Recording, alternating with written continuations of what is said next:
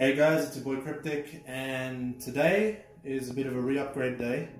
We're going to be resetting up the PlayStation VR, which you can see over here. It's a bit of a mess, but it's been in storage for a couple months while waiting for this glorious adapter over here to come from Sony. It took ages, since about October 2020 till January 2021. So we're going to get this set up now. I'm going to do my best to show you a step-by-step guide. But as you know, depending on your setup, it might slightly vary, but if you've connected it before on your PlayStation 4, it's the exact same setup, bearing the additional adapter going into the camera. Okay guys? So, without further ado, let's get into this. I pulled out the PS5 out of the entertainment unit. I pulled out some of the cables to show you guys around a bit, as much as possible. And what we got to do first, you want to connect your adapter. Now, connecting the adapter is quite easy. This end is the end that the camera's gonna plug into. This is the end, the USB-A type, which is USB 3, is gonna connect to the back of the PlayStation 5. That's gonna, then your PlayStation 5 is gonna know that your PlayStation 4 camera is connected. Now, you can do this with either the rounded PS4 camera or the more rectangle shape, it doesn't matter. They'll be essentially the same. So to make sure you're connecting this the right way, PlayStation logo on the adapter facing up with the PlayStation logo on the camera cable facing up. You want to pair them together and they should connect with a satisfying click. All right, with that done, the back of this is now going to connect to the PlayStation 5 back. So, as you know, the PlayStation should have, I think, from memory, 2 USB ports. Yep, there you go. 1 and 2. It doesn't matter which one you connect to, they're both identical. Use whichever one is free for you, or which one's most convenient. For me, I'm just going to use the one next to the Ethernet cable and plug it straight into there. So, as we do that, make sure this is facing the right way up. Yes, it is. And there we go. PlayStation camera is now connected to your PlayStation 5. All right, that's step one. Next step will be connecting the rest of the unit. So we will transition to that. Hey guys, all right, so step two, we want to connect the main box. So this is the V2 box, right? V1 box, which has the locking mechanism to put in your cables. It's identical, other than the slight design and the HDR pass-through. That's on the V2 that the V1 doesn't have. What we want to do now, we want to grab the PlayStation 5's HDMI cable, unplug that from your TV or your receiver, however you have it plugged in, and keep it still plugged in the back of the PS5, but the end that normally would have gone into the TV or receiver, you want to now plug in to HDMI PS4. So that will now go into here. And then you're going to use the cable, which is over here, which came with your VR unit, and you want to now plug this from the VR into your receiver or TV. That'll complete the video loop, okay? Now you still have one more cable other than the power, obviously, which this needs its own power cable.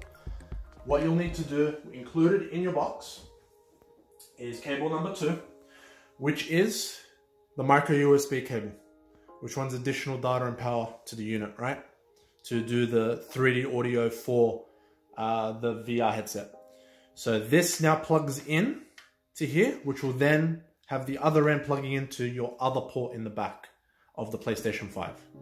Okay, so let's transition to the PlayStation 5 and let's show you guys that plugged in. So what I'm gonna do, this is the HDMI, which is the 2.1 HDMI that came with the PlayStation 5. It's gonna go directly into HDMI PS4. Okay. With that now plugged in, I'm going to grab the other HDMI cable which came with the VR unit. Doesn't matter which side connects to what, okay? Reason being, it's not directional in any way. So it doesn't matter if you plug in one end or the other, they're both the same, right? HDMI only really becomes directional after you exceed, I believe from memory, 15 meters. Might be longer now with the newer version, but roughly 15 meters is where it becomes directional if they're passively powered. So with this, I'm gonna plug in straight into here, which is HDMI TV, because this will go into my receiver, which is a soundbar, straight in. And then the other end now will go into my receiver, which is here, which is my soundbar. Alternatively, if you don't have a receiver, you're going straight into your TV. This goes straight into your TV, okay? Last cable we want to do is that USB cable I mentioned earlier, which I have put right somewhere. Where did that USB cable go? Ah, here we go. So the micro cable, you want to connect the micro cable end to the VR box, and then this end to the back of your PlayStation 5, right? Which is a second port. If you've used your second port for external hard drive, you can plug this into the front port. It's not going to be pretty because you can have a cable looping, but it's a solution. Okay, so with further ado, we will now get this jungle of cable box plugged in here, micro in. There we go. And the back of this now will go into the back of your PlayStation 5 unit. Alright, so as you can see, I still have a free USB port, so I'm going to use that. That then, same as we connected the camera, same direction. Plug that in. Ta-da. Alright, all we need to do now is run the power cable to the box and to the power point. Re-put all the cables nice and neat into the entertainment unit with the PlayStation 5. And then we're going to start showing you how to essentially set up your camera configuration and updating the VR headset so it's compatible again with the PS5, and it calibrates so it recognizes your body, the average distance you're going to be playing from, etc. And then that'll be the setup for the PlayStation 5 and the VR unit, alright? Alright guys, so as you can see, we've fully connected the PlayStation VR now to the PlayStation 5 along with the camera. Everything's back into the entertainment unit. Cables are nice and clean. Now, what you'll do is once you boot up your PlayStation 5, you'll get to this screen. It'll tell you to readjust, because it's noticed that you've attached another video processing hardware to the PlayStation 5. Now, we're just going to go ahead and go through this preset. So, adjust the display area, okay. When it comes to the HDR, if you watch Vincent from HD TV Test, the best way to actually adjust the HDR to get true blacks on your PlayStation 5 is you don't actually want to limit the highlights or the blacks, because you want to get as close as possible. So when it tells you when it's barely visible, don't follow that. Do it till you can't see it anymore. Okay, like that. Next. Okay. Press up and down until the brightness is barely visible. Still the same case. Barely visible. Next. And same thing for the black. Till barely visible.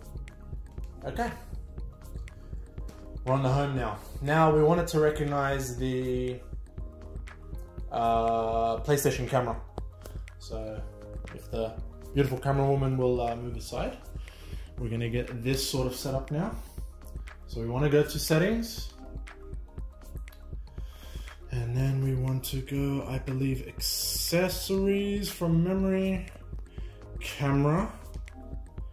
Okay. You've got adjust HD camera, which is the PlayStation 5 camera, the white one that comes with that all-in-one stand. What we're adjusting here is the PlayStation 4 camera, so we want adjust PlayStation camera. Okay, adjust the camera so that your position can be correctly recognized. All right, so let's get me in the center here and go, okay. Yo, hey everyone. Okay. So what it needs me to do, if Sweetie Pie will move, is it'll want to face in frame. So if I can do that, done, center, to the right, there's weight, and it's adjusted. Okay. All right, so before you get to this, press the power button on your VR unit, which is on the bottom of the front. There we go.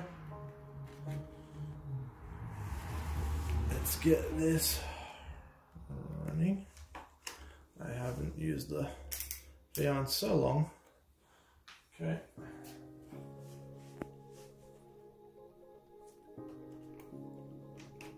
Okay, cool.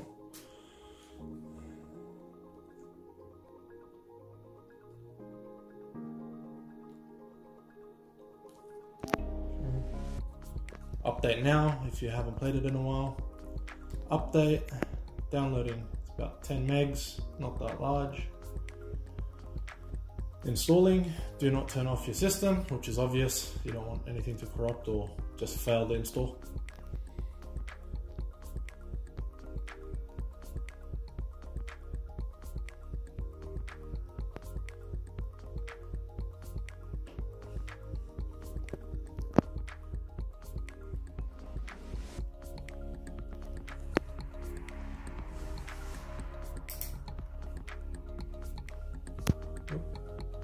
Maybe it's probably restarting itself for the update.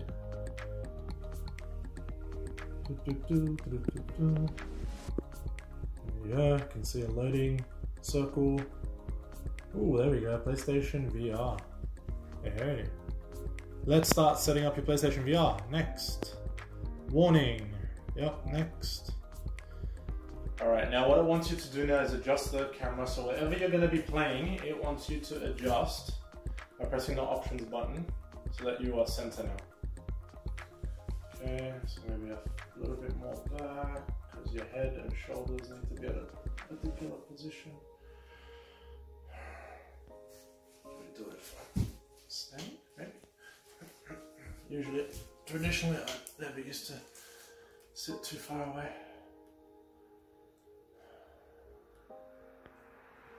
So this is there. Adjust the position and angle of the camera so that you're in the center of the camera video. That's as center as I'm going to be, I think, to be honest. It's not like they make that shape to the shape of a regular human. Ideally, you want your head in that position, but it won't always be the case.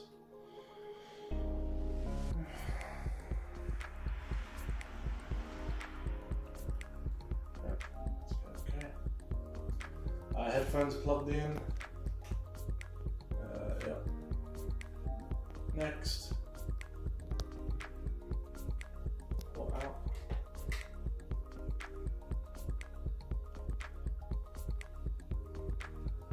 Yep. Show your glasses, leave them on. Next. Yep. Adjust the skirt position. Yep. Yep. Yep. Up, down. Yep. Everything is clear. The PlayStation VR is ready. And done. Alright guys, so that's pretty much it. Now we're in VR mode. It works on the PlayStation 5. What I'll do towards the end of this video, I will have some gameplay recording and just give you some initial thoughts on it.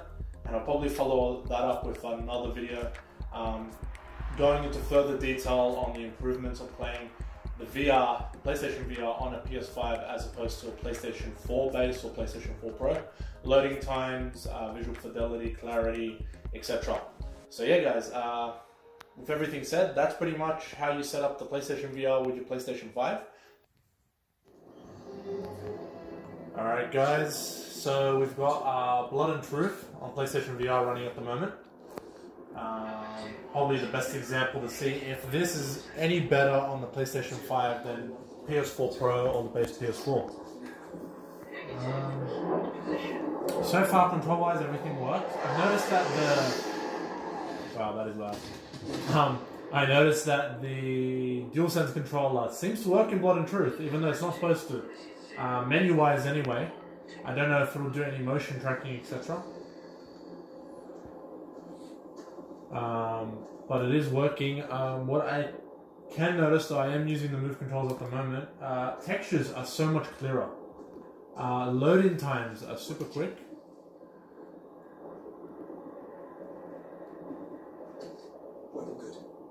Okay.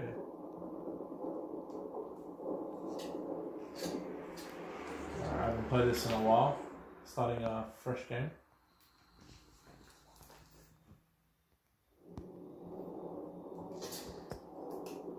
But so far it is pretty cool. Let's see if we get to kill someone real quick. Show you that.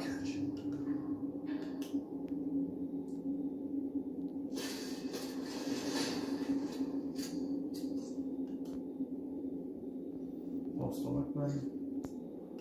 Move there. Climbing. Whoa. Forgot how.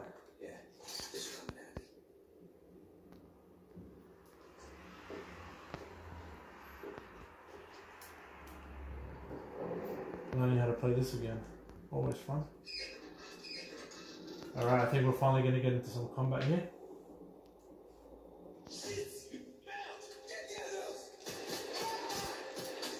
You're dead.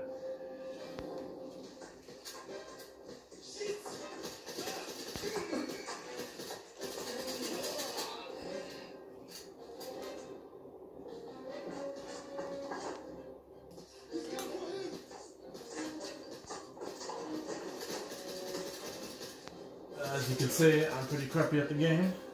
Haven't played it with forever. Okay, here down.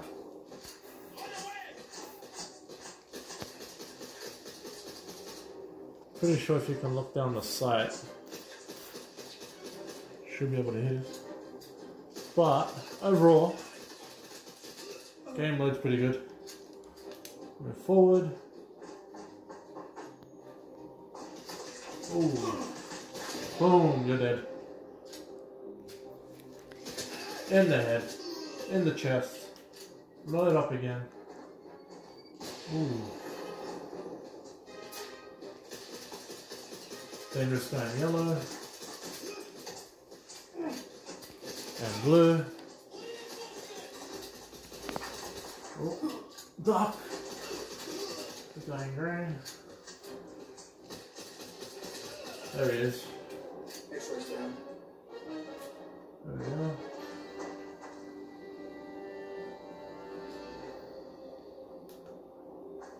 Over there.